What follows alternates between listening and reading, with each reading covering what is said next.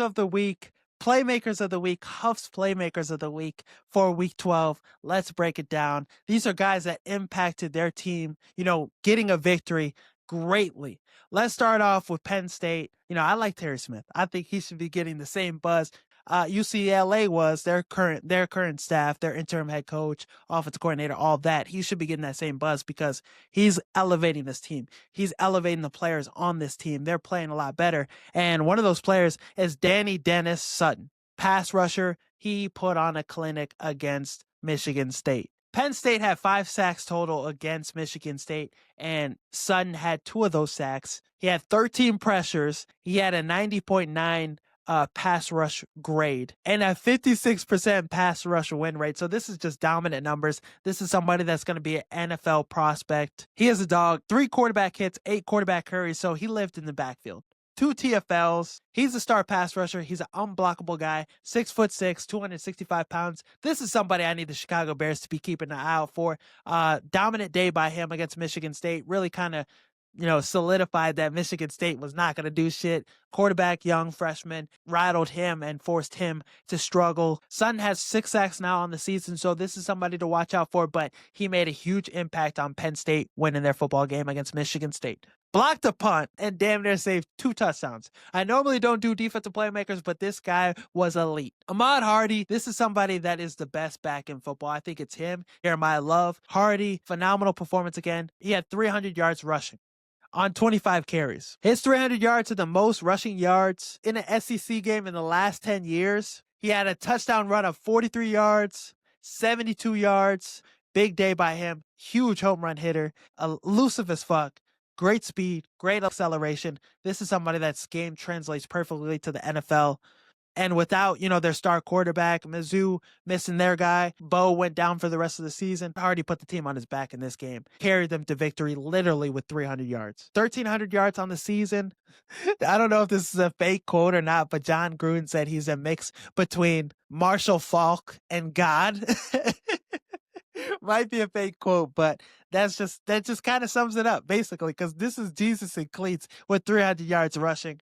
Historic night, video game numbers. The zone runs were unstoppable for Mizzou all game long Saturday. He should be a top 5 Heisman candidate, top 5 Heisman finalist, because he's just been putting up numbers like this all season. 12 yards per carry Saturday. So game-changing speed, all the traits you want in a running back. He'll be a top guy in the 2027 NFL draft class. The next guy I have is another running back, Keywan Lacey for Ole Miss. This is another running back that had a dominant day, just running away from defenders all game long. 224 yards rushing, had the second highest grade according to PFF out of all running backs for week 12. 3 rushing touchdowns, 7.2 yards per carry. Against a good Florida defense. This is a good Gators defense, and he ran wild against them. Lacey now has 19 rushing touchdowns on the season, so breakout year for the sophomore. He's a sophomore. He's already one of the best backs in college football. Maybe Ahmad Hardy, Jeremiah Love, those 2 guys are ahead of him, but he's right in that top 5 category. Ole Miss struggled against Florida. Trinidad threw an interception, but Keywan Lacey put the team on his back, gave him big play after big play in this game, and he took on a huge workload for this team to get to victory. In the last 5 games, he scored 11 rushing touchdowns out of his 19 touchdowns. So this is a huge year for him, huge sophomore season for him. He's going to be another back that is in that 2027 NFL draft class. That put him in the Chiefs offense, put him in a Rams offense. He would be a 1,000-yard rusher. He would be a playmaker in space, a receiving back, all that, a do-it-all back. He could be that kind of guy. The next guy I have is Michigan receiver Andrew Marsh. This is a guy breaking all records for freshmen, most receptions, most receiving yards in a game. This guy's elite. And Bryce Underwood and him, this is a nice freshman duo. This is a top freshman duo in college football, but Marsh showed up big for Bryce Underwood against Northwestern. Against a really good pass defense, Marsh had 12 catches for 189 yards and had the biggest catch of the game.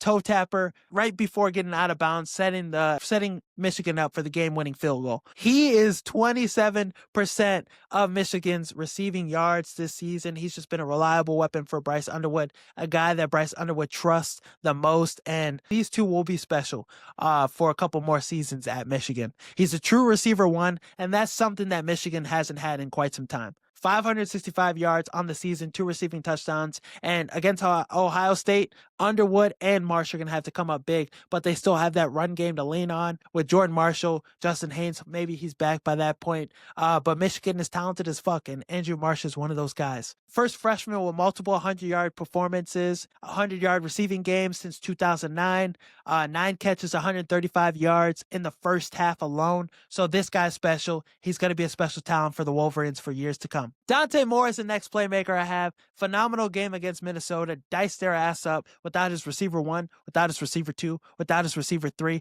This guy put on a special day. 27 for 30, 306 yards passing, the most passing yards of his career, and it looked easy.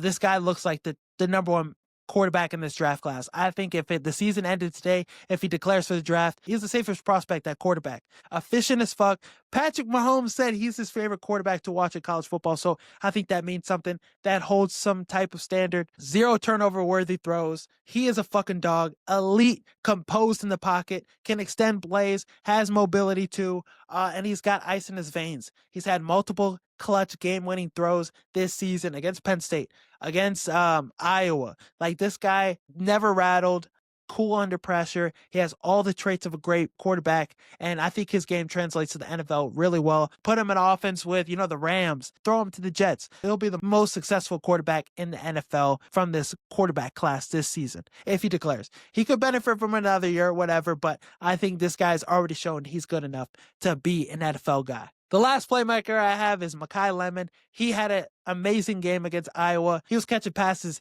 in triple coverage, double coverage. It didn't matter. Jaden Maeva trusted him in the big moments, and he showed up for him time and time again. His touchdown in the end zone, there was like two to three defenders on him, and he jumped up and caught that bitch. So, huge game for him. Just another big performance after the Northwestern game. So he's reminding everybody he's one of the best receivers in college football. The Amon-Ra St. Brown comparisons. I mean, he's a smaller receiver, but he plays like he's 6'3", 6'4", like a bigger body, a bigger receiver with his, nice catch radius, with his ability to go up and get 50-50 balls. So I think Makai Lemon is somebody that could be a 1,000-yard receiver in the NFL tomorrow. Put him out there, put him on the Rams, put him on these, prolific offenses with these great quarterbacks. I think he translates very well. Him and Lane took turns, going to work against the elite secondary. It didn't matter. They went to work. So I think, Lemon is one of the best receivers in college football. I think he's right with Jeremiah Smith. People want to say Jeremiah Smith's the best receiver in college football.